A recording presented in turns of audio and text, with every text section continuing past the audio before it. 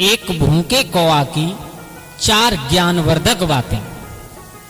दोस्तों, चाहे भूखे मर जाना, पर इन लोगों से, इन 4 लोगों से कभी मदद मत मांगना।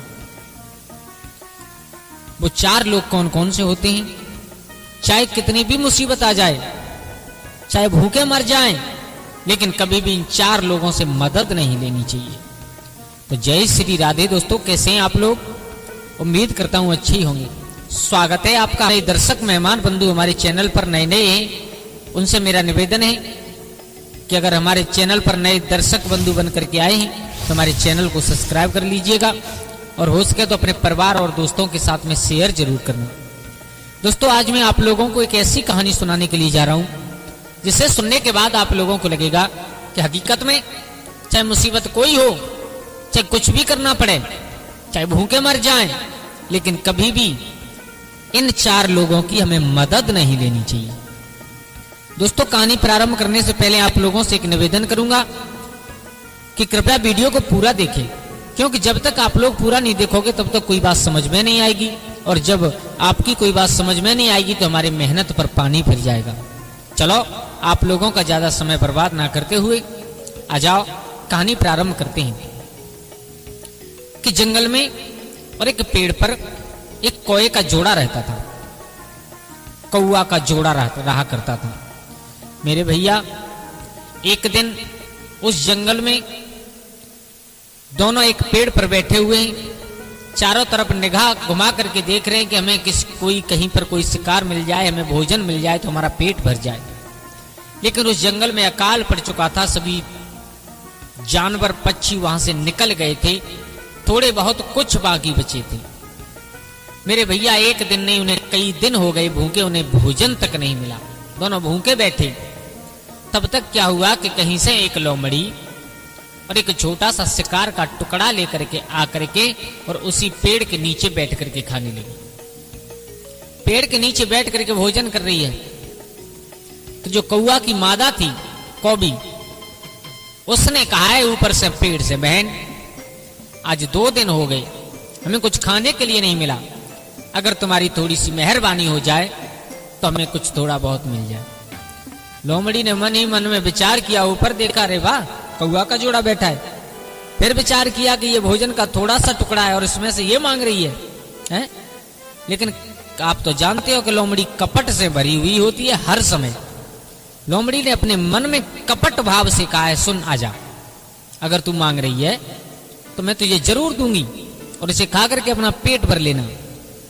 लेकिन लोमड़ी के दिमाग में विचार आ रहा है कि जैसे ही ये नीचे आएगी तो भोजन का टुकड़ा छोटा सा है, इसे तो नहीं दूंगी, लेकिन पकड़ करके इसे भी खा जाऊंगी। आहा मेरे भैया, जैसे ही वो कौवी उड़ने के लिए तैयार हुई, कौआ ने एकदम पकड़ करके बिठा लिया। बोले, पागल है तू, बिल्कुल कहां जा रही है?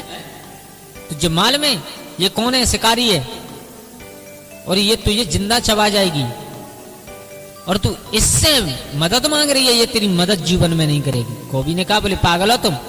अभी तुम्हारे सामने मैंने पूछा था और इसने हाँ कर दी है। बोले हाँ कर दी है, मानता हूं, लेकिन जब तू नीचे गई तो अपने उस भोजन के टुकड़े को बाद में खाएगी, पहले तुझे खा जाएगी। बोले पिया, पागल हो गए हो तुम?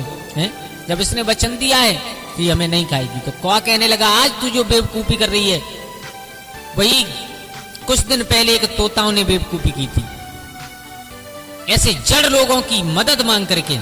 सुन, मैं तुझे बता रहा हूं कि इसी जंगल में हम और आप रहते हैं। इसी जंगल में एक पेड़ में बरगद की खो में और एक तोता का जोड़ा रहा करता था, और उसी बरगद की दूसरी खो में और एक सर्प रहा करता था।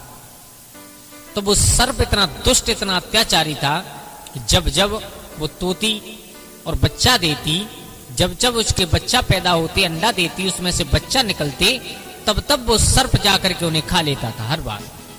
लेकिन मजबूर तोती कुछ कर भी नहीं सकती थी। मेरे भैया, एक बार हुआ, 2 बार हुआ, जब कई बार उसके बार बार उसी टाइम पर जब अंडे से बच्चे निकले तो वो सर्प दुष्ट जाकर के खा लेता था। अब तो आप जानते हो मां की ममता क्या होती है। तोती बहुत रोती थी, लेकिन दोनों, तोता और तोती, कुछ कर भी तो नहीं सकते। मेरे भैया, अब एक दिन और तोती बैठी हुई रो रही थी। तब तक उसी डाल पर आकर के एक जलकाक बैठ गया और उस जलकाक ने आकर के कहा, क्यों क्यों रो रही हो बताओ। बोले भैया क्या बताएं हम तुम्हें, जिस पेड़ की खो में हम रहते हैं और इसी पेड़ की एक दूसरी खो में और एक सर्प रहा करता है। वो इतना अत्याचारी है, इतना दुष्ट है कि जब जब मेरे बच्चे छोटे छोटे अंडे से निकलते हैं तब तब आकर के खा जाता है। हमारे पास रोने के सिवा कुछ नहीं बचता।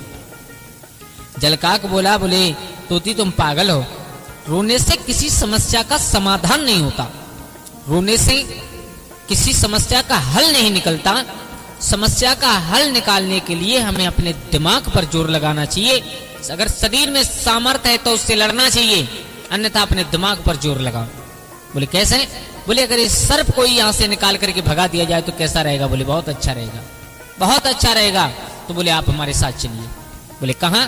बोले हम तुम्हें एक झील पर लेकर के चलते हैं और वहां से छोटी छोटी मछलियों को पकड़ करके मेरे साथ लाना। तोती ने कहा हम तो ये मछली वछली खाते नहीं है।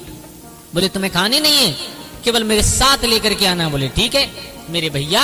और वहीं से कुछ दूरी पर एक बिल बना करके नेवला रहा करता था, नेवला।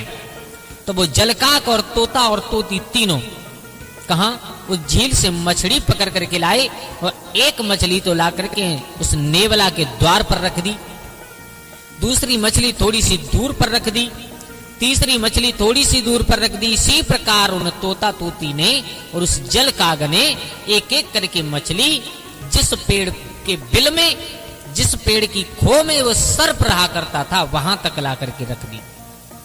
मेरे भैया कुछ समय पश्चात नेवला अपने घर से निकला, क्या देखा कि द्वारे पर मछली पड़ी है। बड़ा खुश हुआ, बोले आज तो भगवान ने वो घर पर ही भोजन दे दिया, उसे खा लिया।